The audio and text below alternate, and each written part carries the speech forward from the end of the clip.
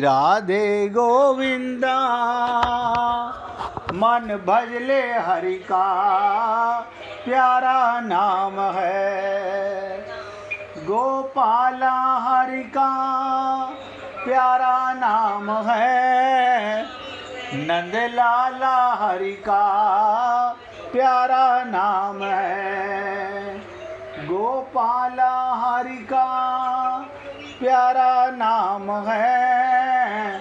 नंदलाला हरि का प्यारा नाम है। श्री राधे गोविंदा मन भजले हरि का प्यारा नाम है। श्री राधे गोविंदा मन भजले हरि का प्यारा नाम है। सभी पुण्य आत्मा बहुत एकाग्रता के साथ सुनिएगा।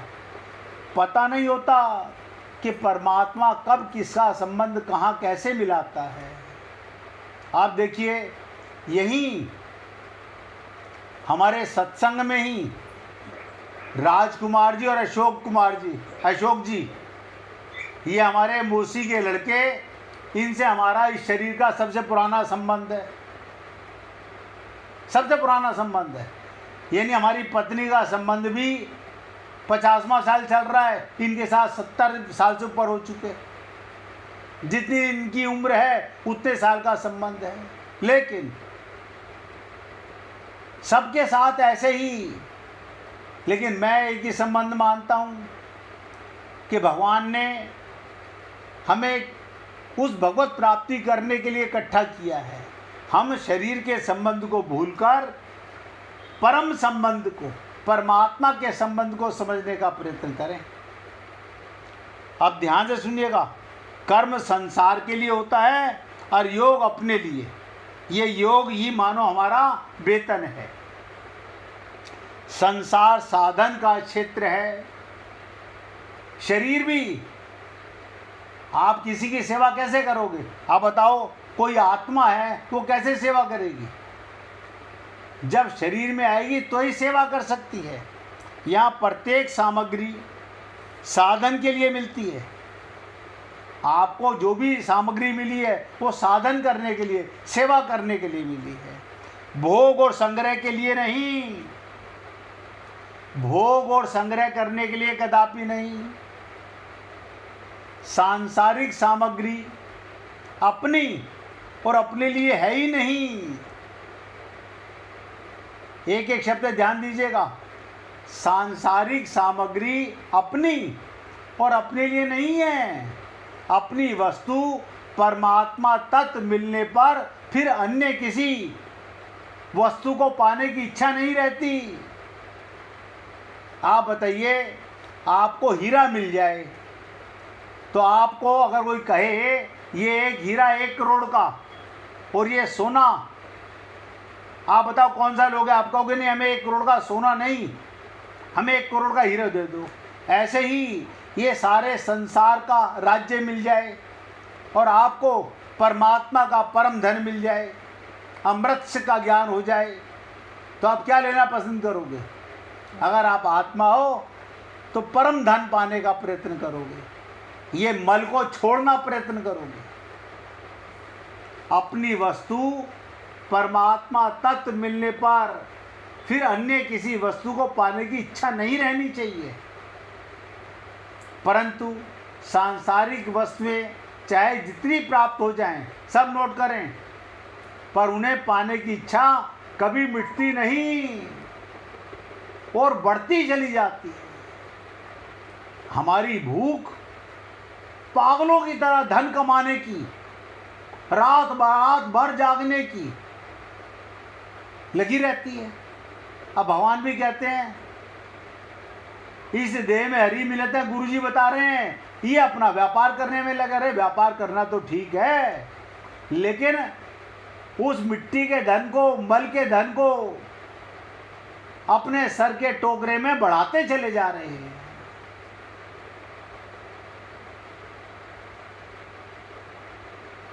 जब मनुष्य मिली हुई वस्तु को जब मनुष्य मिली हुई वस्तु को अपनी और अपने लिए मान लेता है, नोट करो, तब वो अपनी इस भूल के कारण बंध जाता है। मिली हुई वस्तु अपने लिए मान लेता है, तभी ये भूल कर बैठता है, वो बनता चला जाता है। और इस भूल को मिटाने के लिए कर्म योग का अनुष्ठान सुगम और श्रेष्ठ उपाय है। भगवान कहते हैं कर्म योग सब जो मिला है सेवा के लिए। आप अपने बच्चों की सेवा कर रहे हो ना, वो भी आपके बच्चे नहीं, परमात्मा के बच्चे हैं। अगर ये विश्वास हो जाए तो कर्म योगी घर में रह के बन सकते हो। लेकिन क्या करे, ये खोपड़ी, ये अपनेपन का पागलपना उतरता नहीं है। हमारे डॉक्टर साहब रहे नहीं, उनकी खोपड़ी में से बहुत मुश्किलों में ये भ्रम मिटाया था और उनका मिट गया था। कमाल की चीज़ देखो, वो नहीं रहे ज़्यादा समय, लेकिन उनको थोड़े समय में ही ये माया का जंजाल, परिवार का जंजाल, सब आसक्ति मिट्टी के समान नजर आने लगी थी। इस समय भी उनकी धर्मपत्नी, उनकी सिस्टर भी देखो सत्संग सुनती हैं। और जीते जी ये त्याग करना होगा। मरने के बाद कभी त्याग नहीं, मरने के बाद आप क्या त्याग करोगे? वो तो जबरदस्ती छुड़वाने वाली बात हो गई। कर्म योगी किसी भी वस्तु को, अब ध्यान दीजिएगा, अगर हम कर्म योगी हैं तो किसी भी वस्तु को अपनी और अपने लिए ना मानते हुए, दूसरों की सेवा में उन्हीं का मानकर लगाता है। अतः वो सुगमता पूर्वक संसार के बंधन से शरीर में रहते रहते मुक्त हो जाता है। और एक विचित्र बात, जिस दिन आप शरीर में रहते हुए, परिवार में रहते हुए, धन दौलत संसार में रहते हुए इस बंधन से मुक्त हो गए, उसी दिन आपका परम पद डिसाइड हो जाता है। फिर मरने के बाद परम पद नहीं, यहाँ अनुभूति होने लगती है। भगवत प्राप्ति इसी देह में होती है, मरने के बाद किसी को नहीं होती। उसके बाद आप कितनी गरुड़ पुराण सुनाओ, कितनी गीता भागवत सुनाओ, कितना ही ढोंग विद्या करो, नतीजा ठन ठन गोपाल होता है, कुछ नहीं मिलता। इसलिए आपसे निवेदन किया, इस भूल को मिटाने के लिए कर्म योग का अनुष्ठान सबसे सुगम। कर्म योगी किसी भी वस्तु को अपनी और अपने लिए ना मानते हुए दूसरों की सेवा उन्हीं का मानकर लगाता है। ये शरीर भी मिला है सेवा करने के लिए। मैंने एक दिन बताया था, पति का शरीर पत्नी की सेवा के लिए, पत्नी का शरीर पति की सेवा के लिए। हम उसे अपना अपना मानते रहते हैं। अतः वो सुगमता पूर्वक संसार बंधन से मुक्त हो जाता है। देखिए, सरलता से आपके साथ चर्चा कर रहा हूँ और निवेदन करता हूँ, किसी को समझ में आए ना आए तो जरूर पूछा कीजिए। कुछ भक्त हैं जो नहीं पूछते हैं, मुझे नहीं पता, या वो सब समझ जाते हैं या वो खाली अभी माया से निकलना नहीं चाहते, या वो पूछने में शर्म महसूस करते हैं। कर्म तो सभी प्राणी करते हैं, पर साधारण प्राणी और कर्म योगी के द्वारा किए गए कर्मों में बड़ा भारी अंतर होता है। अब ध्यान दीजिएगा,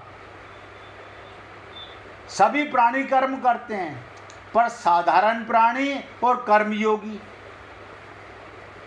के द्वारा किए गए कर्मों में बड़ा भारी अंतर है। अब ध्यान दीजिएगा, साधारण मनुष्य, आप और हम लोग, कर्मी जिसे योग का पता नहीं, कर्म तो करता है, उसमें आसक्ति भी होती है, ममता भी होती है, कामना आदि को भी साथ रखते हुए कर्म करता है।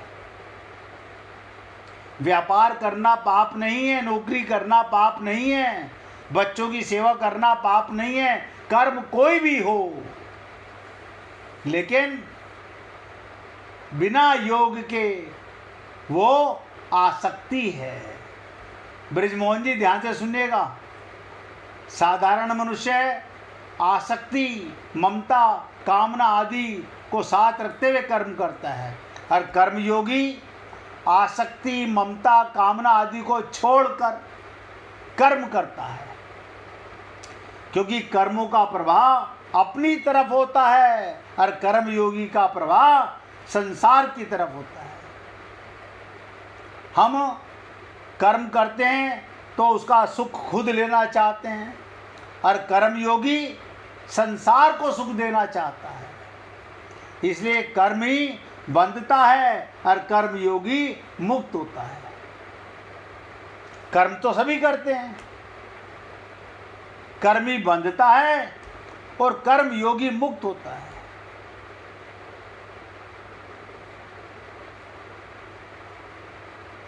और ध्यान से सुनिएगा, और जिस किसी भक्त को भजन सुनाना, और गुड्डी जी सुनाना चाहती हैं, और कोई सुनाना चाहता हो तो वो भी आ सकता है भैया, ये मत समझना। रीना जी सुनाना चाहती हैं, राजकुमार जी तो है, आज दीदी सुनाते हैं, कल आप सुनाओगी। हमारे राजकुमार जी ऐसे भक्त हैं, वो हर रोज तैयार रहते हैं, कहते हैं जब कोई नहीं सुनाएगा मैं सुनाऊंगा। अब ध्यान से सुनो, मनुष्य ही आसक्ति पूर्वक, मनुष्य ही आसक्ति पूर्वक क्या करता है, बहुत ध्यान से सुनिएगा, मनुष्य ही आसक्ति पूर्वक संसार से अपना संबंध जोड़ता है। आप बताइए, शरीर ने आपसे अपना संबंध माना हुआ है? जरा इतनी सी बात को समझ के देखिएगा, क्या शरीर ने आपसे अपना संबंध माना हुआ है? क्या मकान ने आपसे अपना संबंध माना हुआ है? क्या आपकी दौलत ने आपसे संबंध माना हुआ है? क्या आपकी ज्वेलरी ने, आपके कपड़ों ने आपसे संबंध माना हुआ है? आप कहेंगे नहीं, वो तो नहीं माना हुआ, वो तो नहीं माना हुआ। इसका मतलब मनुष्य ही आसक्ति पूर्वक संसार से अपना संबंध जोड़ता है। मनुष्य ही आसक्ति पूर्वक अपना संबंध जोड़ता है। मनुष्य की ही ये त्रुटि है, और किसी की त्रुटि नहीं है। अब आप और हम लोग इस बात को बहुत ध्यान से समझिएगा। आत्मज्ञानी आत्मबोध होने के बाद अपने शरीर से भी अपना संबंध नहीं मानता, संसार हमसे संबंध नहीं मानता। और मैंने तो आपको वो चीज़ बता दी जहाँ हम फंसे हुए हैं, ये मकान मेरा। कभी पूछ के देखना, मकान जब मैं जाऊँगा रोएगा क्या तू? चलो मकान में तो चलो सब जने रहते हैं, आपके वस्त्र, आपकी ज्वेलरी, आपका धन तो रोएगा आपके लिए? ना ना, कोई नहीं रोएगा। क्यों नहीं रोएगा? क्योंकि उनकी आसक्ति नहीं है, उनकी आसक्ति नहीं है। और हम लोग आसक्त हैं संसार में। यही मैं आपसे निवेदन करना चाहता हूं, जब तक ये आसक्ति छूटेगी नहीं, हम लोग आगे बढ़ेंगे कैसे? आप बार बार सोचो।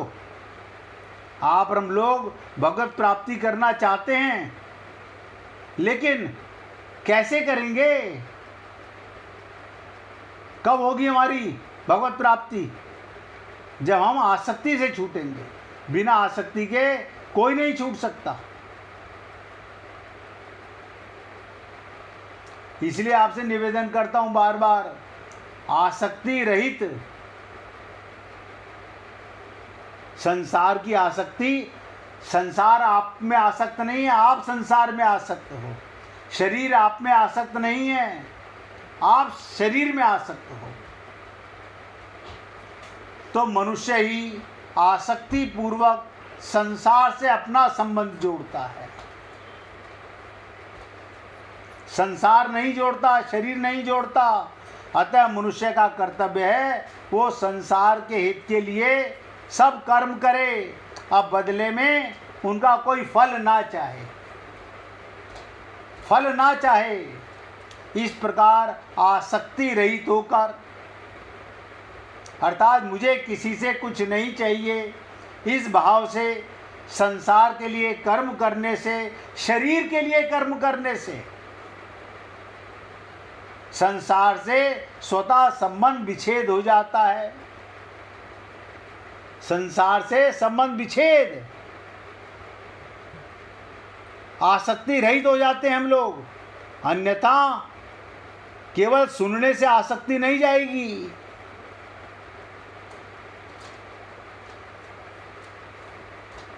अब बहुत ध्यान से सुनिएगा। ये ब्रजमोहन जी ने पर्टिकुलर पूछा था आसक्ति कैसे छूटे। उसके लिए कल आपको एग्जाम्पल दे के भी समझाने का प्रयत्न करूंगा, क्योंकि हम सबकी यही तो अज्ञानता है, आसक्ति यहाँ बनी हुई है। अब एक आपको अद्भुत रहस्य की बात बताने जा रहा हूँ। महाभारत का अद्भुत रहस्य, ये महाभारत के अंदर ही है गीता। इसके बाद आप भजन सुनिएगा गुड्डी जी से। महाभारत का अद्भुत रहस्य क्या, जब एक रात के लिए फिर जीवित हो उठे सभी योद्धा, यानी सब योद्धा जीवित हो गए, आपको बड़ा ताज्जुब होगा। महाभारत से जुड़ी अनेक कथाएं आज भी जनमानस में सुनाई जाती हैं।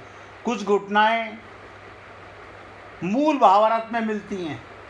ये जो महाभारत आप हम लोग पढ़ते हैं, ये नहीं, मूल महाभारत में जो कुछ लोक कथाओं के रूप में पीढ़ियों में सुनाई जाती रही हैं, ऐसी अद्भुत कथा वो रात जब महाभारत के युद्ध में मारे गए सभी योद्धा एक बार फिर जीवित हो गए। आप कहेंगे तो कमाल की बात है। महाभारत का भयानक युद्ध समाप्त हुए लगभग 15 वर्ष बीत चुके थे। हस्तिनापुर में धृतराष्ट्र और गांधारी रह रहे थे, लेकिन एक दिन उन्होंने युधिष्ठिर से कहा अब वो राजमहल छोड़कर वन में तपस्या करना चाहते हैं, क्योंकि परिवार समाप्त हो गया, बेटे सब समाप्त हो गए। युधिष्ठिर ने खूब सेवा की उनकी, और उन्होंने क्या कहा, अब हम राजमहल छोड़कर वन में तपस्या करना चाहते हैं। युधिष्ठिर को ये सुनकर बहुत दुखी हुए, परंतु उन्होंने उनके निर्णय का सम्मान किया। धृतराष्ट्र और गांधारी के साथ विदुर, ध्यान दीजिएगा, धृतराष्ट्र के साथ विदुर, संजय और माता कुंती भी बन जाने के लिए तैयार हो गए। बहुत ध्यान से सुनिएगा। विदुर वो जो युद्ध से पहले दुर्योधन के तिरस्कृत करने से राज्य छोड़कर जा चुके थे। संजय वो जिन्होंने पूरी गीता धृतराष्ट्र को सुनाई, और माता कुंती वो जो पांडवों की माता थी, वो भी जाने के लिए तैयार हो गए।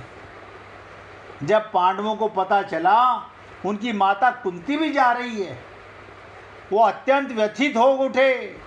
लेकिन अत्यंत ध्यान से सुनिएगा, लास्ट में क्या हुआ, अंततः उन्होंने सभी को सम्मान पूर्वक वन तक पहुंचाया। जो जाना चाहता है, तपस्या करना चाहता है, भगवत प्राप्ति करना चाहता है, साधना करना चाहता है, और वहाँ रहने की व्यवस्था कर दी। तपस्या का जीवन।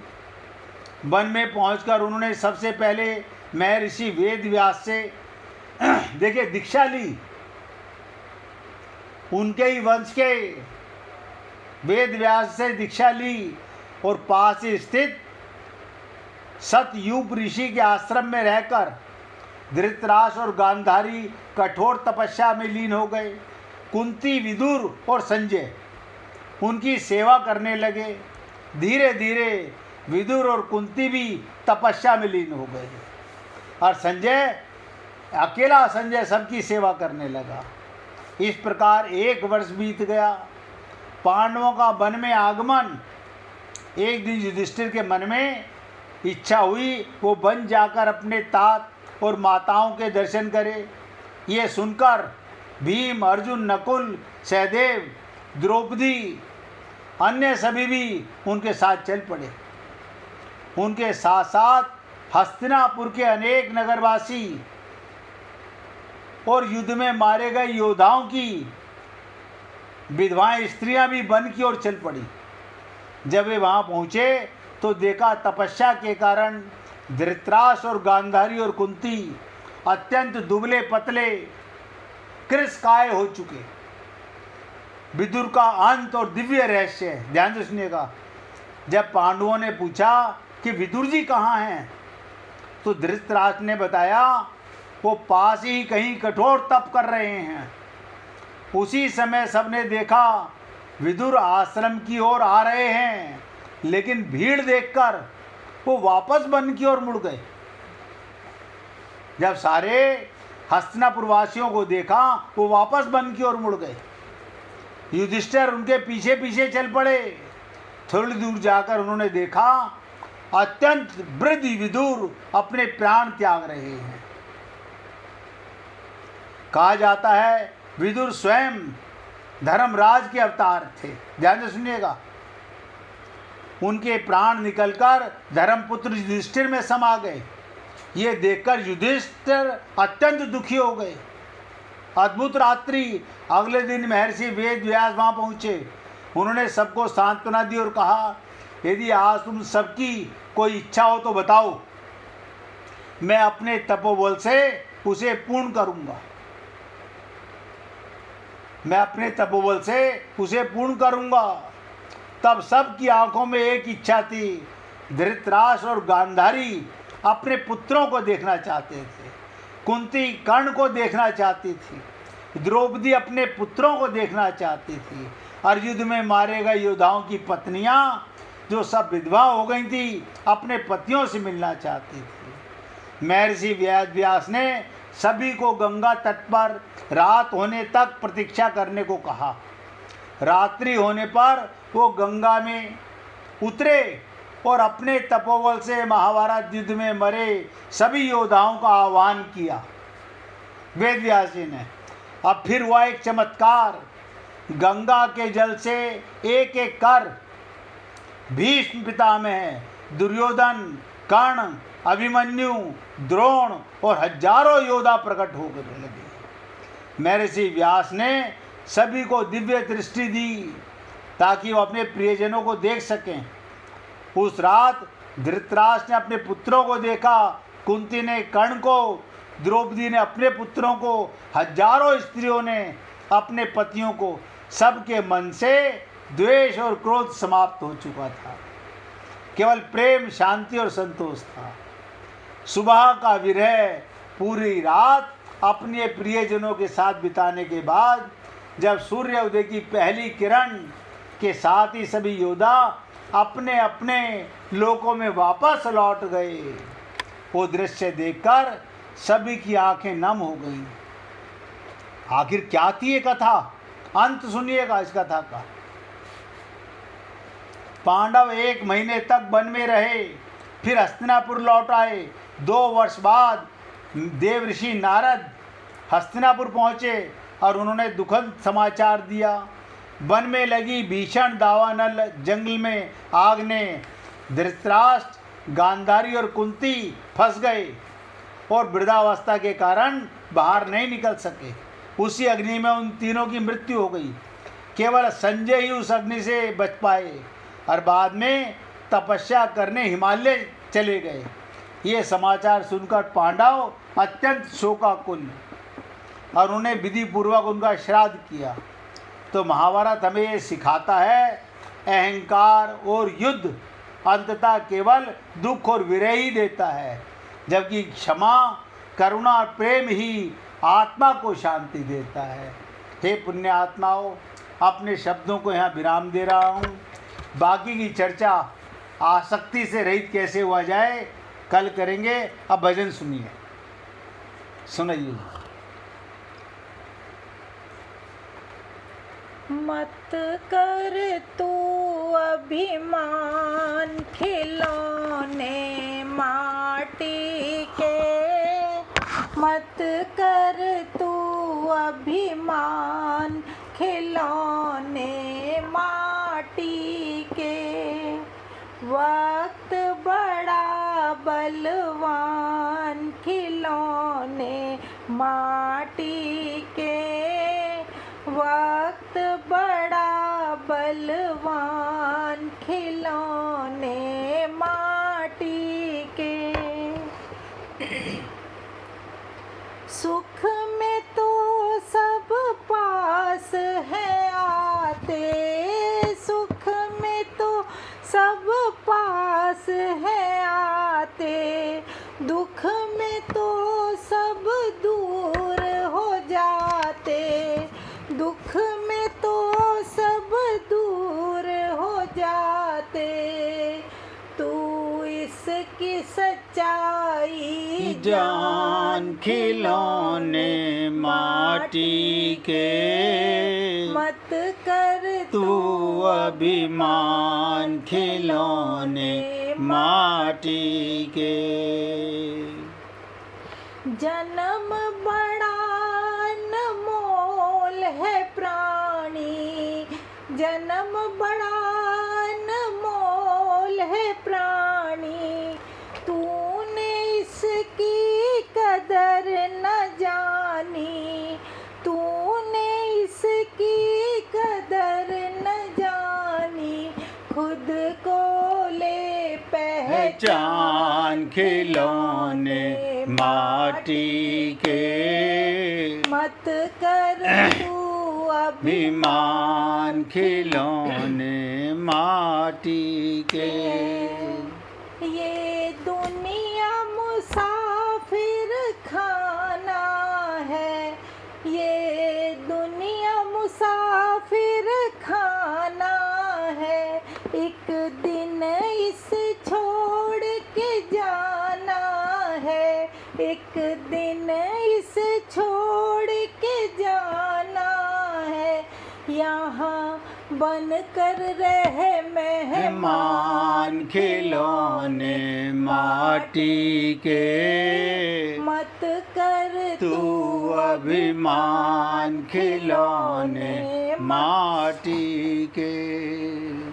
धन दौलत तूने खूब कमाई, धन दौलत तूने खूब कमाई, अंत समय कुछ साथ न जाई, अंत समय कुछ साथ न जाई। आखिर कर ले प्रभु का ध्यान खिलौने माटी के, कर ले प्रभु का ध्यान खिलौने माटी के।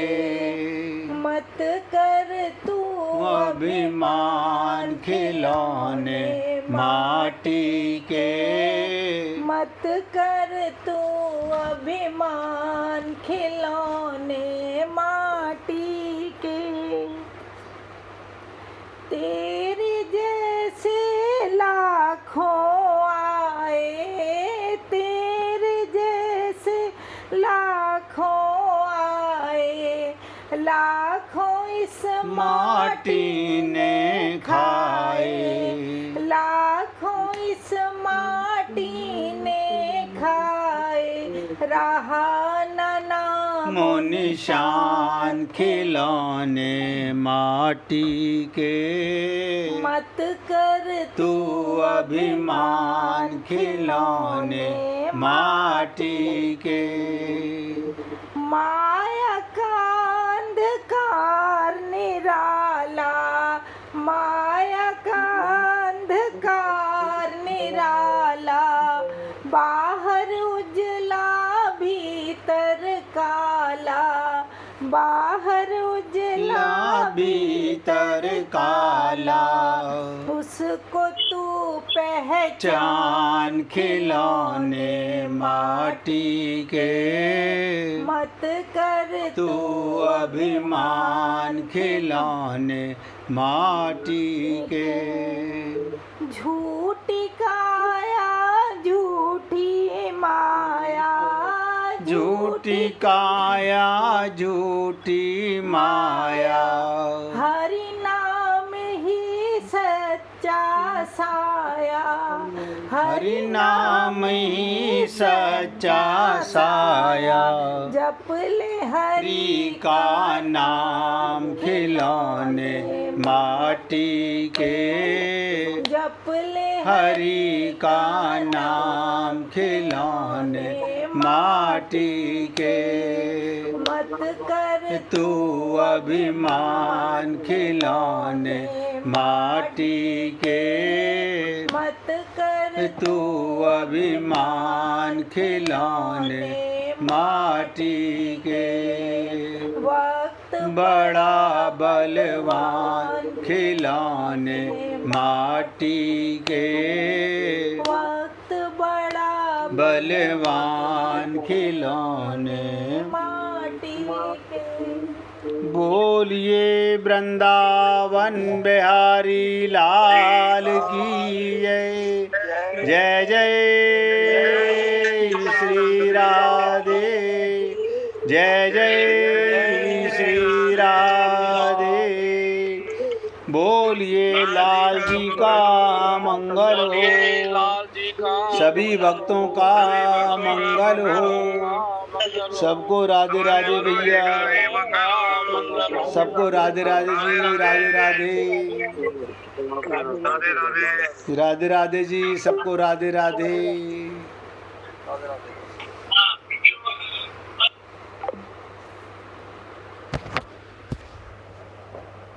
आशु का फ़ोन आ रहा था इस पे ना, तुम्हारे नंबर पे।